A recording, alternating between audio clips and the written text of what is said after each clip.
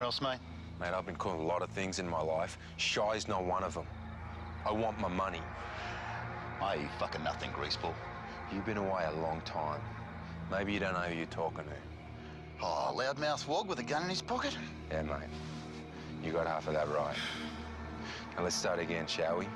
You owe me money. Gone from stand over to stand up, I see. In fact, I say you owe me 10 large, and by Wednesday it's going to be 15. You were never any good at maths, Alphonse. Let's say I owe you nothing, and on Wednesday, it'll still be nothing. Don't turn your back on me, you prick. I'm Alphonse Gangitano. No one turns their back on Alphonse Gangitano. You're a plastic gangster with a big mouth and no brains. You always were. You always will be.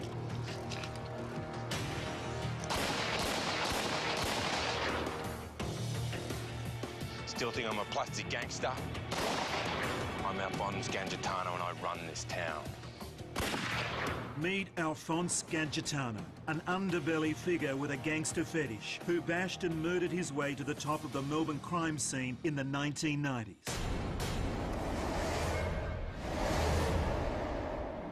Tonight we look at the life and crimes of the man who crowned himself the Black Prince of Lygon Street, Alphonse Gangitano. Through dramatised scenes, first-hand accounts and detailed analysis of Gangitano's life, we will give a comprehensive portrait of the middle-class private schoolboy turned multiple murderer, thug and standover man. While other kids dreamt of being rock stars, Gangitano only ever wanted to be a gangster. Alphonse was weak as piss. I mean, he was a self-created gangster. You know who I am? Alphonse Gangitano. Now get out of the car. He really wanted to become a godfather. And the ultimate gangster is a person who can take life without feeling. Gangitano just had this capacity for unlimited violence. Really want to emphasise you scratch a bully, underneath you'll always find a coward. I turned to Alphonse and I said, you effing so-and-so, you've set me up. And he just lunged at me and he grabbed me by the lapels of my jacket. He was hell-bent on becoming a chalk outline on the footpath. Gangitano had a reputation for viciousness in the Melbourne underworld. His violent impulses led him to graduate to crimes of greater magnitude, eventually becoming the most dangerous man on Melbourne streets in the 1980s and 1990s. Amazingly, all the while he kept a wife and family at home who were unaware of his murderous nature. Gangitano saw himself as the Black Prince, but behind his back, cops and crims called him a plastic gangster, a man more concerned with his image than building a real criminal empire. But that just made him all the more dangerous, as Greg Workman found out one evening in 1995 in the Melbourne beachside suburb of St Kilda. Alphonse sought and to some extent gained a reputation as a man who could get whatever he wanted. It was something he worked hard on. A lot of his crimes were not motivated by money, but by prestige or the building up of respect. Couldn't be told anything. I'm Alphonse, so, that attitude, you don't fucking talk to me. But it was just the way he was. He didn't have that accent, but that's the way he thought he should talk to people. And he'd just jump in and belt anybody at the drop of a hat. He was involved in illegal gambling, an assault merchant, carried weapons, a bit of a king hint merchant in that regard, and tried to build up a reputation of being pretty much a gangster, as it were, but in his own mind, really. He started wearing nothing but suits and nothing but slip-on shoes and combing his hair backwards and wearing sunglasses at night time and drinking drinking red wine in Lygon Street all day long. And he really thought he was in the bloody mafia. Well, Gangitano could switch in a second. People talked of Alphonse 1 minute all happy, friendly, next minute he's bashing someone with a bottle. You know, he was that kind of character. There was apparently some business between he and Workman. Workman was a well-credentialed villain. He'd been an armed robber, he'd been involved in the amphetamine trade, he was developing a reputation as a speed cook, so he was a very valuable guy in the underworld. So there was apparently some money issues between he and Gangitano. Gangitano flipped and emptied a gun into him. The circumstances aren't well known because the witnesses were paid off and flown overseas and never testified. Well, unfortunately, the case looked pretty good at the start of it, as I understand it. They had two females who I understand were sisters, who at that time made themselves known to the police. They made statements, and given the person the police were dealing with, were put into witness protection. As a result of a number of events that occurred at the time when they were in witness protection, they were approached by some criminal element, which then led to them fleeing overseas.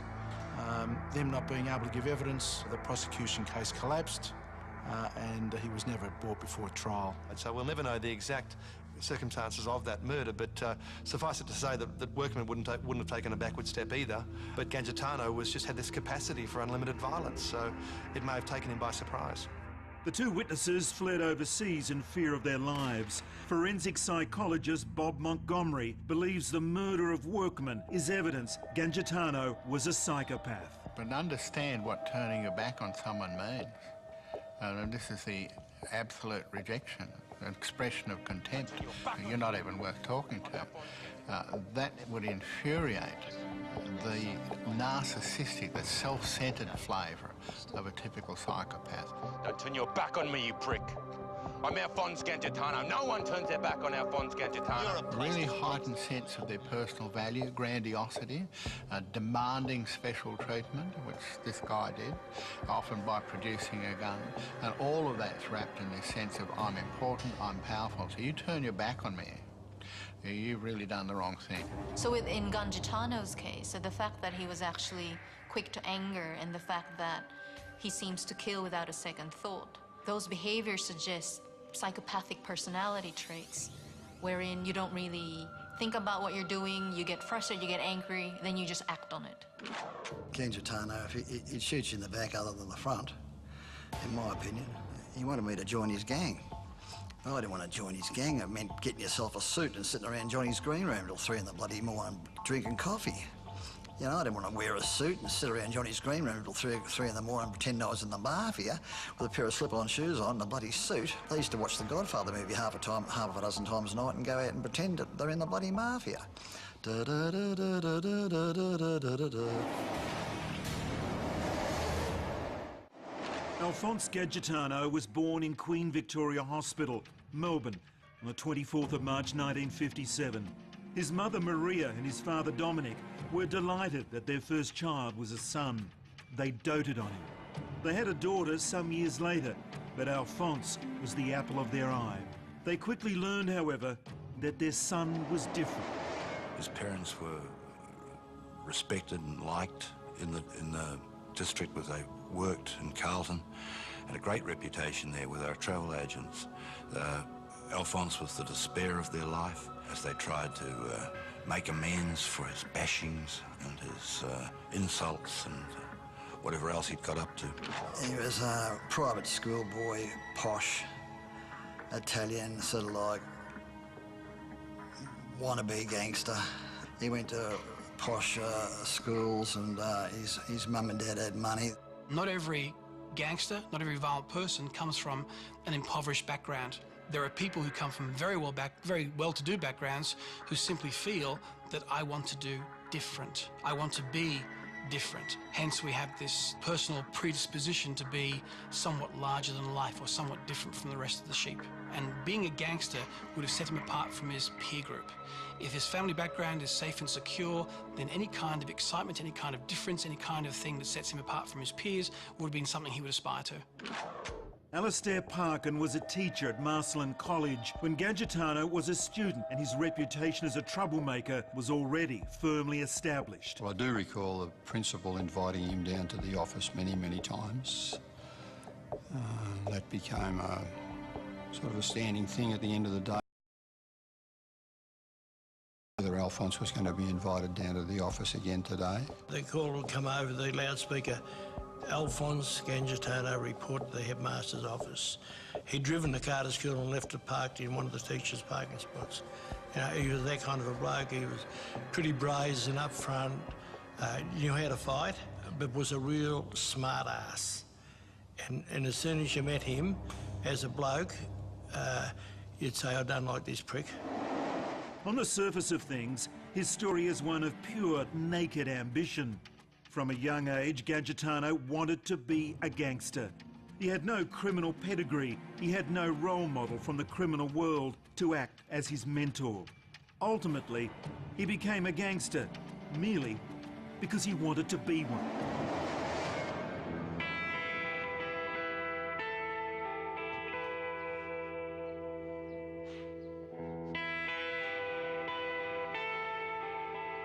I don't know what he's doing up there. Just his homework, I think. If he was doing so much homework, do you think his report would look the way it does? He's a teenage boy. Let him have some privacy. Privacy? I'd give him privacy. He needs to get outside, make some friends, and not sit down and watch movies all the time. Alphonse, come for lunch. Mum's made americano. It's too spicy. No, not today. No chili. No chili. All right, just a little chili for taste. I hate chili, not even a tiny bit. Burns my mouth. When are you gonna learn that I don't want to eat that shit? Alphonse, you drink a little milk and the heat goes away. Make me a salad and I'll be down in a minute.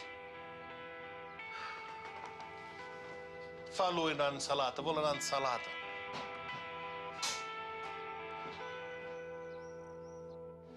Where you going? Pictures.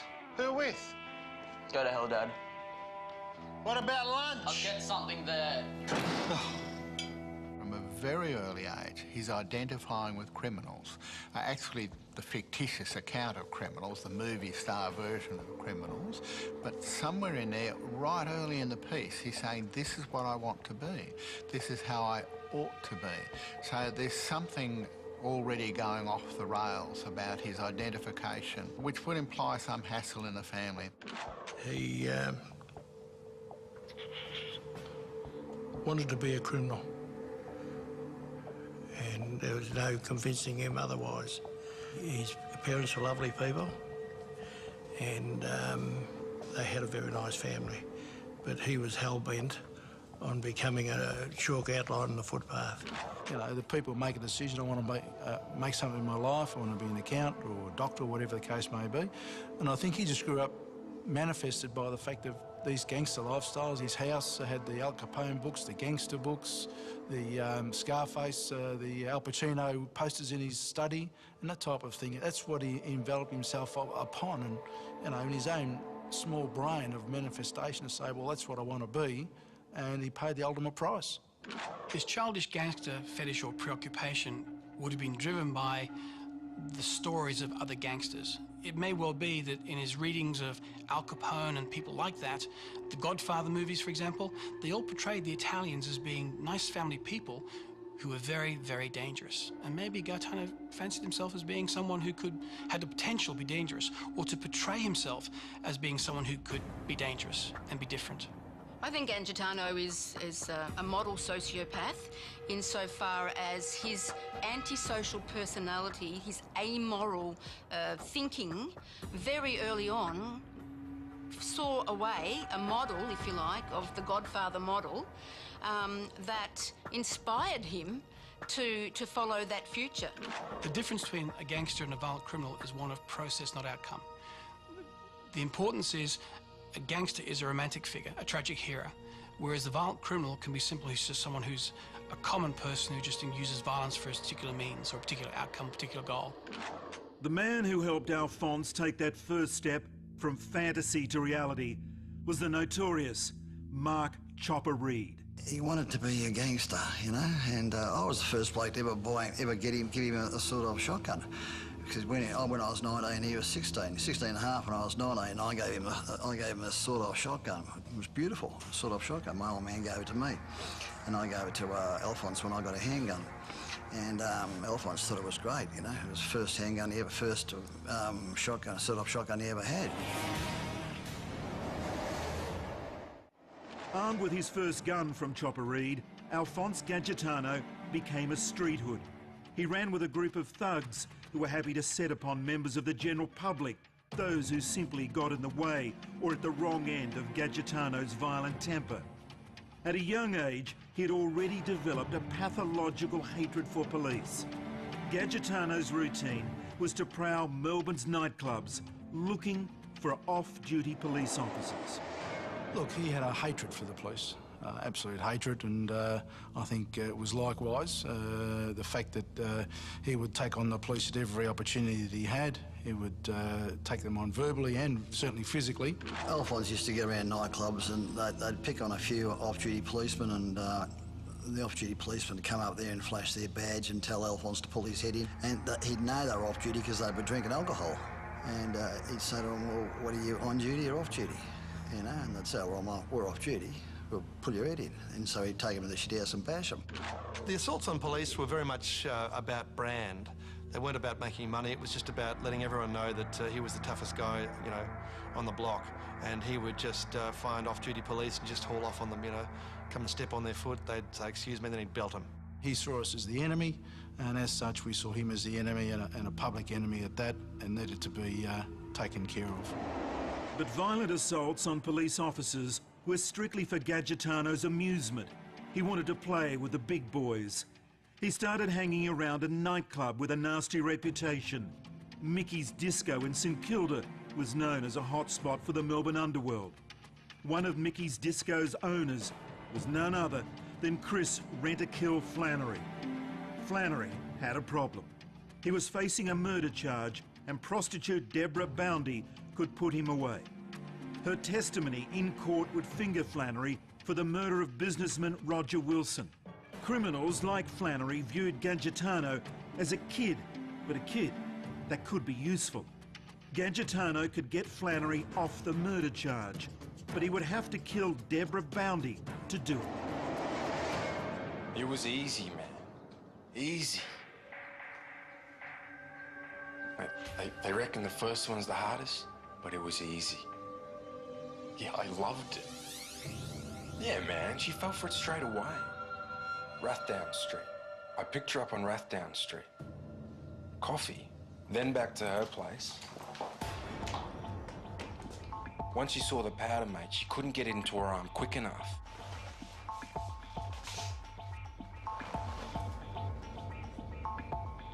Hey, I know why they call them hot shots. You should have seen the sweat coming off her. I'm looking forward to my next one, I reckon. Big Al liked to sit Sheila's down with a bag of pure. She was overdosed with any sort of like lethal battery acid injection or acid out of the fire extinguisher or acid out of a battery. She would overdose with pure Chinese white. I mean, Mad Charlie liked to do it too. He'd sit people down with a bag of pure and he'd watch them, they'd put it into their arm, and the first one would fall down head first to the coffee table. And the second one would pick up the bag of pure and he'd say, you better not use as much there, I think that's a bit strong. And they'd use half of what the other fella do, and they'd fall down too. And the third one, having watched the first two drop, it'd pick up the same bag and use half again, and he'd drop. 3 overdoses, and Charlie would get up and walk out of the room. You know? And Al come from the same school that Charlie did. In fact, Al taught Charlie the tricks. I think that would be quite easy for Al to overdose someone. You know, because she wasn't overdosed with any poison or anything, she was overdosed with pure. Alphonse Gangitano admired Flannery, who to him as a street fighting man would have been an A-lister when he was an up-and-comer.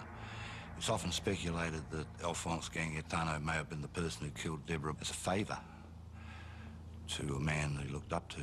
He was showing to Flannery that he had the dash. He was showing that, you know, that he could do what had to be done, and he certainly developed that reputation. The ultimate gangster is a person who can take life without feeling anything. And I suspect at 22, he probably had the constellation of skills and background and knowledge and access to the criminal world that would have made him killing someone far more possible than being a 13 or 14-year-old. I mean, when you have a reputation for killing people, you observe other people to treat you with more deference, more respect. To a child, it's not as meaningful. To a young man at 22, that kind of deference and respect would have been reinforcing. So it doesn't surprise me that at 22, he graduated to becoming the gangster he always aspired to. Alphonse Gangitano killed Deborah Boundy, and in doing so, he made his bones, as they say in the criminal world. He now had a reputation as a killer and was a man to be feared. He established a loose confederation of criminals called the Carlton Crew. They included Jason and Mark Moran and their father Lewis, Graham Kinneberg and Dominic Mick Gatto. With well-known names like this behind him, Gangitano moved into the illegal casino trade and stood over businesses in the Carlton area, demanding protection money. If it was not forthcoming, he would unleash his violence on those who could not or would not pay. But one criminal decided that Gangitano was more bark than buck. I got out of jail in 1976. I met him in the Dover Hotel, and I was talking to him about people, and I mentioned Shane Goodfellow's name. And I said, when I see that good fellow, I'm going to belt him, you know. And I didn't know Alphonse was thought Shane Goodfellow was a hero, was a great street fighter, a legendary street fighter, and a good friend of Alphonse's.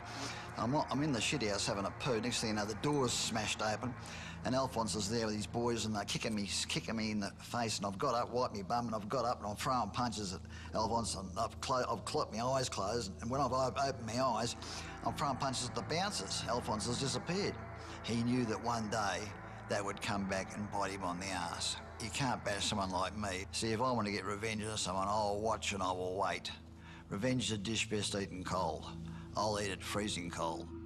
I got hold of some gelignite and handguns, and I started shooting up a few places that Alphonse was involved with. I went around the gambling club with the gelignite, and he pushed his way out through the toilet window and landed on the roof of a a Mercedes, and then hurt his back. Then went up to Mick Gatto and said, Chopper Reed's looking for me with this gelignite and wants to blow my head off. I'm not frightened of Chopper Reed, but I'm worried about me family. Gangitano had always been able to separate his family and criminal lives. But when the threat of Chopper Reed loomed, the two were in danger of merging. Virginia was a very nice lady who found herself, as a lot of other women have, being married to criminal identities. She remained within that marriage. I think it was 2 children they had. Virginia was the type of person, when I spoke to her, that said, well, look, I don't get involved in what Alphonse does. I don't want to know. My job is to run the household, take the children to school. She knew what she was dealing with in relation to the unpredictability of Alphonse. At the end of the day, it was all driven, family was all driven by Virginia. Retired Detective Brian Murphy was at Mickey's disco the night Alphonse and Virginia first met. And I told her on that night, I said, give him away, because he's going to leave you one day with a belly full of arms and legs with no money. And that's exactly what happened. Chopper was a man who believed that revenge was a dish best served cold. The word was out that Chopper wanted a piece of him. The gangster swagger gone, Gangitano left the country, taking his wife Virginia and 2 children with him. He hid in Italy until news came that Chopper had been jailed in Tasmania for attempted murder. With Chopper out of the way, Gangitano returned to Melbourne, and once again, the cafes and restaurants of Lygon Street had to pay him off.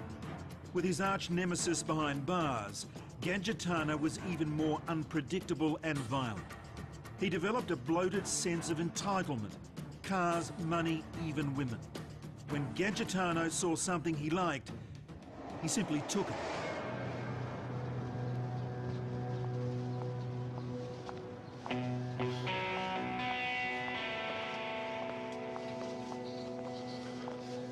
Excuse me, madam. Yes? This is a lovely car you're driving. Thank you. This is the V12 model, yeah? That's right. It's very comfortable. Can I ask you just one more question? I won't keep you. That's all right. Let me introduce myself. I'm Alphonse Gangitano. How do you do? Hello. And you are? I'm Yvonne. Ah, pleased to meet you, Yvonne. Now, as I was saying, I don't want to keep you, but the interior, that's leather, yeah? Of course it's leather. Yeah, look, I know, it must seem silly of me, but my question is, did you choose the colour of the seats, or is that the standard colour with that colour Duco? No, I didn't choose it, but... No. It's perfect. It's... Why would anybody want any other colour? It's very cool. Thank you. Now, if you'll excuse me... Actually, no. I love this car. Give me the keys. Pardon me? No. It's cool. I just want your car. Give me the keys, please. No, why should I give you my keys? I love this car. I want to drive it. Now, give me the fucking keys. No. Now, if you'll excuse me... Listen, you stuck-up bitch. You either give me the keys or I'll fucking take them. You know who I am? Alphonse Gangitano. Now, get out of the car, please.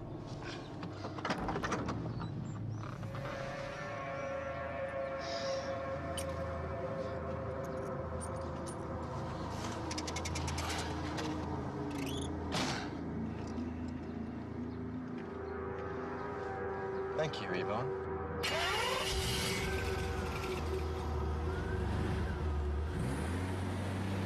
He was an egomaniac. He'd built a reputation. He'd built enough hoons and thugs around him to get away with almost anything, and certainly around the Carlton area, he could just march up to people and say, "Give me your car. Give me the keys now. I'm Alphonse Gangitano. What are you going to do?" It's a bit hard to turn around and say what the value of the car was to him. It may well have been instrumental in developing his reputation, and it may well have been simple curiosity. I want to drive this car, give me the car keys, I'm taking it around the block, and I'll dump it wherever I want to dump it. But it certainly fits within that profile of the psychopath, this sense of entitlement, this sense of, I can take it because it's the person that I am. So I suppose in Gangitano's case, there is that sense of entitlement, which is not uncommon for someone who is a psychopath. They've got an inflated sense of self, right? So they're very grandiose. And also, I guess, their lack of remorse, lack of guilt, you know, in terms of what they do, so they don't care if they take something and how it impacts other people. Listen, you stuck-up bitch. You either give me the keys or I'll fucking take them. You know who I am? Alphonse Gangitano. Now get out of the car. So people did hand their keys over, and certainly there was one story that he used to carry a pink slip around in his glove box. He could just get them to sign over the car right then and there. It was Wild West territory up on Lygon Street back in those days, and he was the baddest hombre of the lot at that time.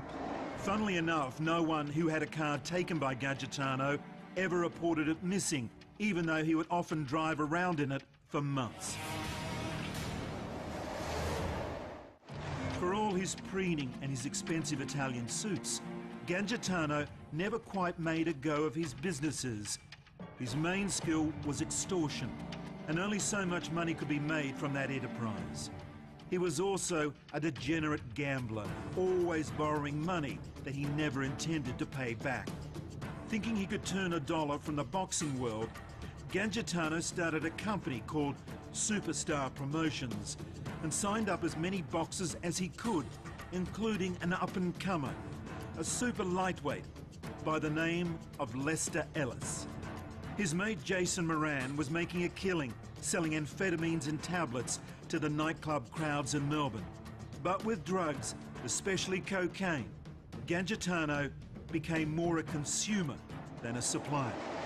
It was no longer about business. It was no longer about enriching the group. It was all about Alphonse's reputation. And it was said that he was doing far too much cocaine. He was paranoid. He was making threats against his friends as well. It wasn't just his enemies.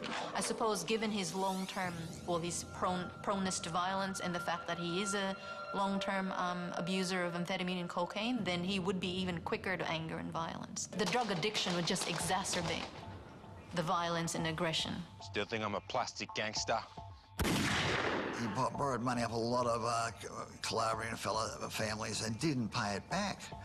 And you can't do this in Italian community. You can't just borrow money, 10, 20 grand off people and not pay it back. And then go like that, you know, and then bash members of their family if they come and have a go at you.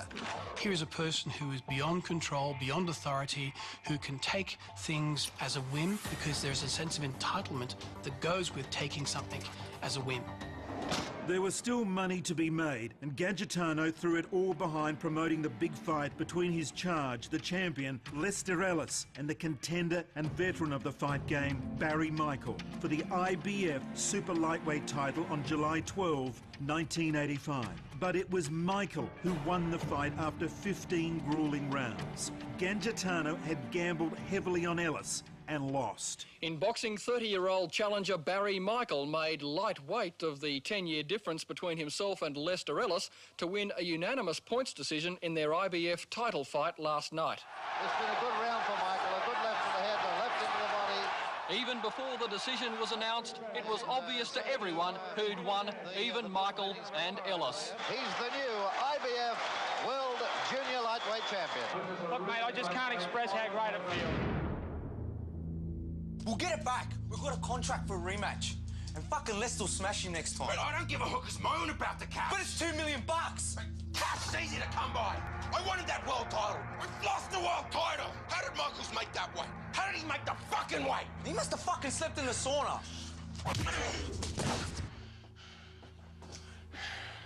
We'll get that little prick in the next shot.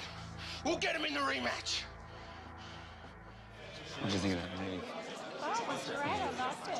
It's pretty realistic, wasn't it? Yeah. Who's that from?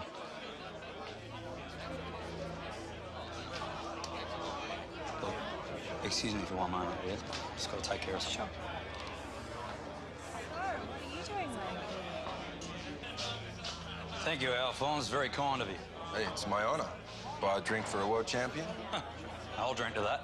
Take a seat. We need to talk about something. Oh, mate, I've got my wife and a mate. Come on, just 1 minute. All right, 1 minute. Out of here, fellas. Champ and I need to talk about a rematch. So,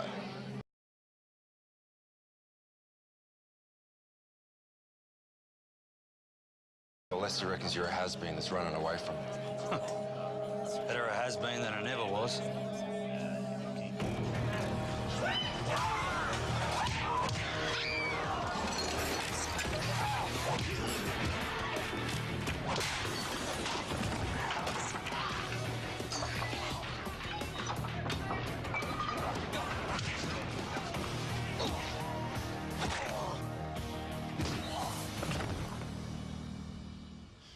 First thing I thought was I'm possibly dead. I knew they carried guns.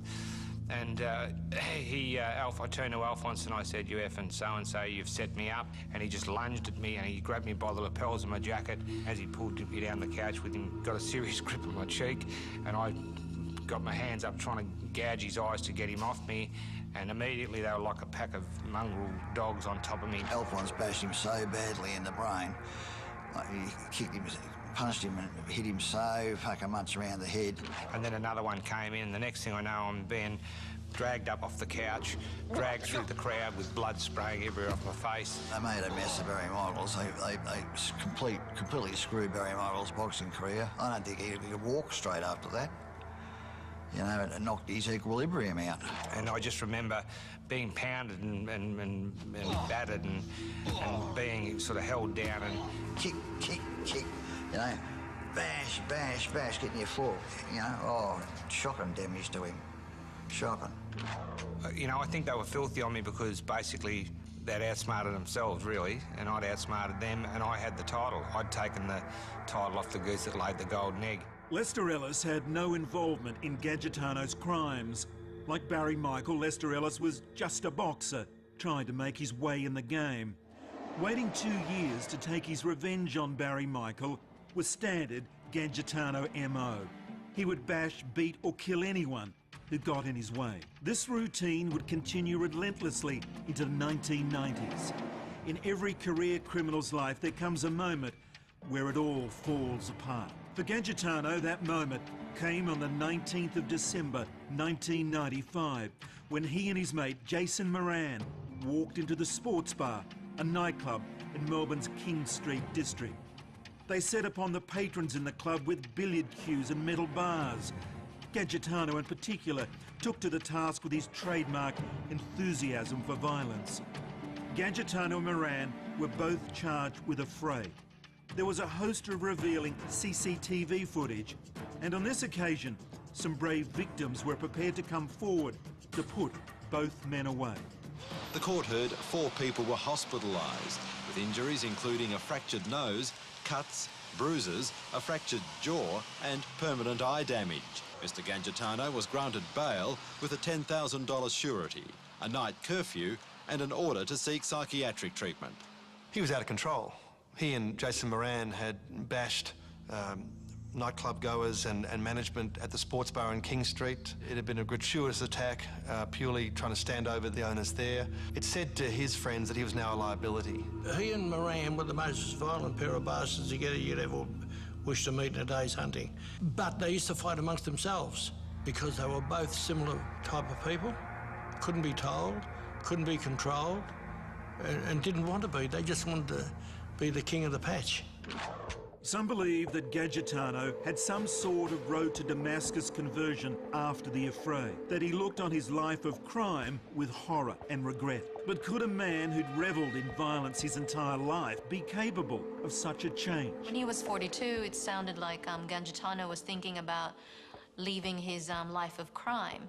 Now, some people may say that it could be due to remorse. He wanted to make up, or he was sorry for what he had done. However, if Gangitano was a true psychopath, it's very unlikely that he actually had any remorse or guilt.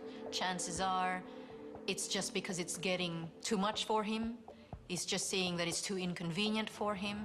Another thing, too, that's also been shown in the research is that a lot of psychopaths, their violent or criminal behaviors tend to decrease after the 4th decade of life. It may well be he simply matured out of it. It may well be it simply wasn't enough to feed his ego or his persona. He may simply have just tired of the entire grind of looking over your shoulder, and it may well have been he saw the young kids coming up behind him and decided that there wasn't much of a life career in this.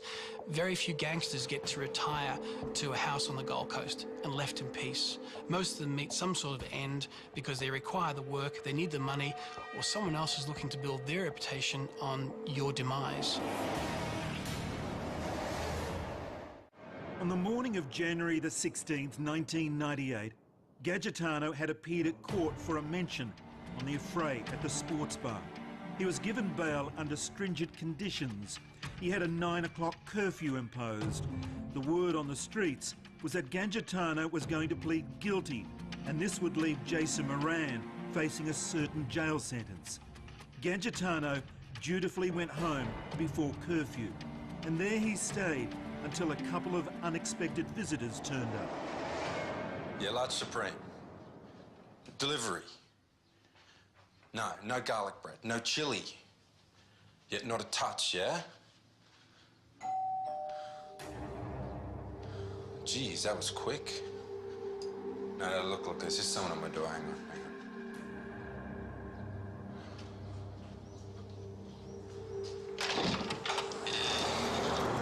Nice outfit, mate. You knew I was coming. Tough fucking day, mate. How you doing? Call you back. Mate, they got me bent over here, mate. They flown in some South African who's gonna fuck me in the box. I got a plead on it. There's nothing I can do. Well, we're going to have to talk about it, Alphonse, because if you put your hand up for this one, Jason's in the shit.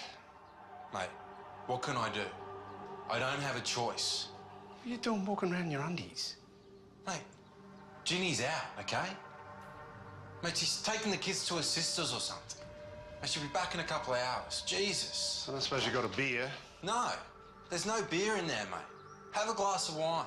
Wine? Not for a bet. I'm on a curfew here, okay? Well, how about I go and grab a slab and a couple of pizzas, and then we sit down and just have a little chat about what went on in court today? Mate, nothing went on in court, okay? I got a mention. That's it. How you going to plead? Mate, I'm going to plead guilty. Mate, they got me over a barrel, okay? Temple Star Shops? Best place to go for beer and pizza? Yeah. You want some dough? No, mate. Be back in a minute.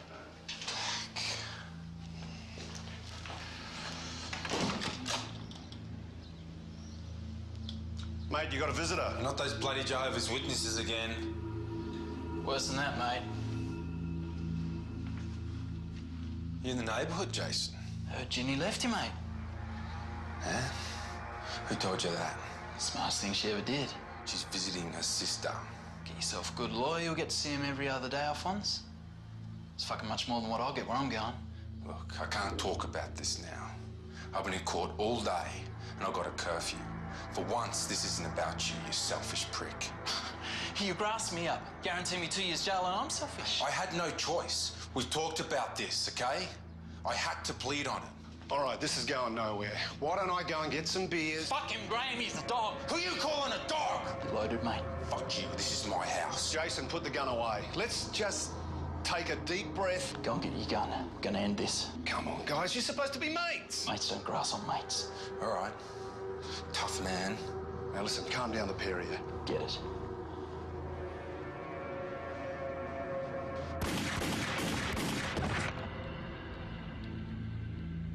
You're a fucking idiot, Jason.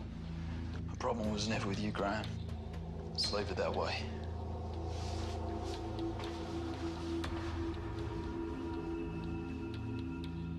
Crime figure Alphonse Gangitano was gunned down in his Templestowe home. His wife found him lying in a pool of blood in the laundry. He'd been shot 3 times in the head and body. His killer has not been found. It was on the 16th of January, 98. I was on the on-call crew, in charge of the on-call team. Received a call about midnight, 1 o'clock in the morning, that Alphonse had been found shot dead in his home in Templestowe. We found that he'd been shot. He was lying deceased in the laundry, suffered a number of gunshot wounds to the body and also to the head. There seems to have been a decision to, as they say in the underworld, tug his coat. Graham Kinnebra was a well-known mediator. He was renowned for resolving things without violence. It's alleged that he and Jason Moran went to Gangitano's house in Templestowe for a discussion. The evidence then suggested that Jason Moran arrived. He was dropped off up the road. Indications are he then walked into the house, he was allowed in. Anyone else or someone that Alphonse didn't know certainly wouldn't have been allowed access. I believed at that stage that Jason Moran had pulled a pistol, shot Alphonse. Graham Kinnebra was present, and I believe Graham didn't know what was happening. I think things settled down thereafter. Then they come to their senses a little bit between Graham and Jason. 4 days before he was killed, Brian Murphy went to warn Gangitano his time was up. We got over there and Alphonse was sitting there like a lord of the manor, but he was really the prince at this stage. And I said to him, listen, you know you're well and truly going to get knocked. I said, you've robbed all your mates. I said, there's over $250,000 missing. A lot of Jason Moran, Kennebara, they were all crook on him. And that's what led to his demise. And he said, there's no fucking way I'm going to get knocked. He said, they're my buddies. I said, good, yeah. And my mate rang me the morning he got killed. He said, see, one of his fucking buddies has just knocked him off. Oh, I didn't like Alphonse at all. I hated Alphonse's guts. I mean, I was rapt when he died. I mean, Jesus, I thought, fantastic. It's like it's a godsend. I mean, I was rapt. Unlike the latter murders that we've had of time, it was tit for tat. No one shed any tears apart from his family and kids, of course, in relation to losing Alphonse. No one was looking for revenge for Alphonse, and I think it was the fact that his peers, in relation to the criminal element, said, well, good riddance, he's not going to bring the law back looking at us because he was out of control. Gangitano had outlived his welcome. He had gambled away over $250,000 of other people's money, and he had betrayed his criminal friends. Listen, Alphonse has been putting holes in his manners, and he just won't pull up. He won't pull his head in. He's embarrassing everyone. He's causing everyone too much trouble, and something's got to be done. And so this character gave the nod because you couldn't go and shoot Alphonse at this time because not without some sort of permission. You know, you just couldn't go and shoot him because he was too well connected with other people. So they gave the nod and someone shot him. Ironically, from his own belief of being the Capone or the De Niro of the Melbourne underworld at the time, that he dies in the laundry, in the floor, riddled with bullets, in his underpants. Chopper Reed believes Gangitano would have liked to have gone out in a blaze of glory. He would have preferred to be in his best suit, showered, shaved, with his Dolce Cabina aftershave on, probably at a restaurant somewhere with his lady friend, whether they were Heckler and Koch 9mm automatic down the front of his pants, and someone come bursting in and they filled Alphonse's with about a dozen in the chest, but Alphonse has taken the dozen in the chest and pulled out his Heckler and Koch and gone return fire, bang, bang, bang, bang, and killed the 6 men that have come in to kill him before falling down dead to the music of Frank Sinatra singing "I Did It My Way," you know. Moran was certainly Gangitano's killer, and he too would have his life ended abruptly, shot dead in front of his children while sitting in his car at a football clinic in 2003. Graham Kinniber was a witness to the crime. He would not give up his good mate's son, and he went to the grave with his secret.